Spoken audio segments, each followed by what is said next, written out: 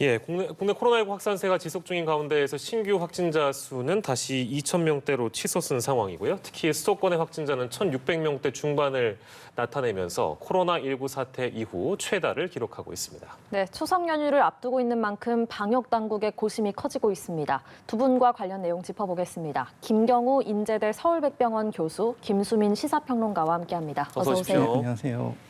네, 목요일입니다. 신규 확진자 수는 어제 2,080명이 수요일입니다. 네, 신규 확진자는 어제 2,080명이 추가가 됐고요. 그런데 이 중에 수도권에서만 1,656명이 확진자가 나왔습니다. 이게 수도권 확진자 수가 코로나 사태 이후에 가장 많은 건데요. 현재 상황 어떻게 보십니까? 네, 그래서 그렇습니다. 이제 수요일 기준에서 일주일 평균을 비교해도 이제 서울, 경기, 인천, 서울 같은 경우에도 20%, 인천도 이제 30%가 증가했는데 증가한 세부 내용을 좀 보려면 우리가 연령대별 어느 연령층에서 많이 발생했나, 그 백신 접종 상황에 따라서 완료자에서 또 아니면 미접종자에서 어느 정도 발생했나를 좀 봐야 될 것 같고요. 또 최근 들어서 이제 접종 완료자 중심으로 식당, 카페에서 모임 인원을 좀 완화하거나 영업 시간도 식당 내 매장 내 취식 시간을 좀 연장했기 때문에 그 영향을 좀 평가하려면 발생 양상을 좀 세부적으로 좀 지자체별로 봐야 될 것 같은데, 그래서 각 서울, 경기, 인천에서 각 지자체별로 대응 보고서들을 내고 계신데 조금 더 세부적으로 연령대별 접종 상황별로 분석을 하셔서 대응을 할 수 있는 방안을 모색하는 것이 조금 필요하지 않을까 생각이 됩니다. 네, 수도권 확산세가 참 심각한 것 같습니다. 최근까지만 해도 70%를 웃도는 수준이었는데 오늘 80%를 넘었거든요. 문제는 내일 모레부터 추석 연휴가 시작이 됩니다. 이동량이 많이 증가할 텐데 또 작년과 비교해서 올해 이동량이 많이 늘어날 거다 이런 예측도 있더라고요. 어떻게 보십니까? 네, 일단 그 이동하시려는 또 계획하시는 분들, 이동하겠다고 응답하신 분들의 어떤 백신 접종 상태, 또 어떤 이동의 목적, 가족을 만나시는 건지 아니면 연휴를 위해서 휴가를 가족끼리, 동거 가족끼리 보낼 것인지 좀 추가적으로 좀 분석이 필요할 것 같고요. 아무래도 가족 단위로 가게 되면 아무래도 이제 16세 이하 아직 예방 접종을 맞지 않는 자녀들 좀 포함될 가능성이 있기 때문에 학생들이 또 연휴를 마치고 학교로 복귀할 때 또 지역사회 전파로 이어질 가능성에 대해서 일단 인구 이동을 계획하고 있는 어떤 분들의 좀 추가적인 특성을 좀 봐야 될 것 같고요. 만약에 이제 백신 접종 완료하신 분들 위주로 이동하시고 또 여행 계획도 굉장히 일정이 간소하게 가까운 지역으로 이동하신 정도라면 또 많은 분들이 또 접종 완료율이 증가되게 되면 지난 여름 휴가만큼 많은 네. 증가는 좀 없지 않을까 좀 이렇게 긍정적으로도 기대를 해볼 수 있을 것 같습니다. 예. 백신 1차 접종률 이제 67%를 넘겼고요. 또 백신 접종 완료자도 40.3%가 됐습니다. 이에 정부가 추석 전 국민 70%가 1차 접종을 마치게 하겠다는 이 목표를 상향 조정했다고요.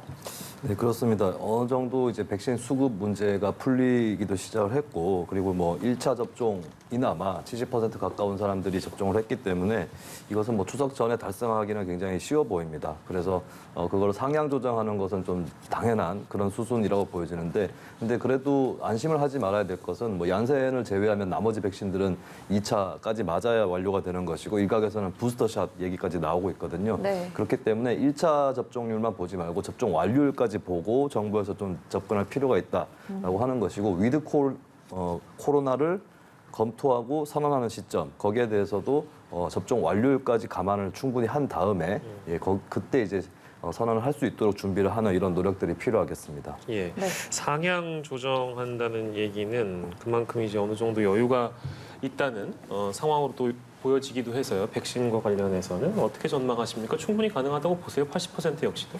네, 그렇습니다. 지금 일단 수급이 좋고 또 이미 1차 접종을 맞으신 분들, 그러니까 성인 기준으로 하게 되면은 80% 이상이고 전체 인구로 봤을 때도 이제 소아청소년 접종이 추가되면 전체 인구 중에서 80%, 싱가포르가 제일 가장 높지만 우리나라도 접종 완료율이 높은 국가가 될 가능성이 매우 높아서 이제 접종 완료율을 높이는 것도 필요하고 예. 또 우리가 또 좀 추가적으로 고위험군 중에서 아직 백신 접종을 못 맞으신 분들이 없는지 그 사각지대도 좀 꼼꼼히 살피고 또 추가적인 3차 접종이 필요하신 분들께도 좀 접종을 서둘러서 최근 오늘 사망자 같은 경우도 60대 이상이 11분이 사망을 하셨는데 예. 그래서 고위험군의 사망을 좀 줄이기 위한 노력도 우리가 접종 완료율을 향해 나가면서 좀 챙겨야 될 부분이라고 생각이 됩니다.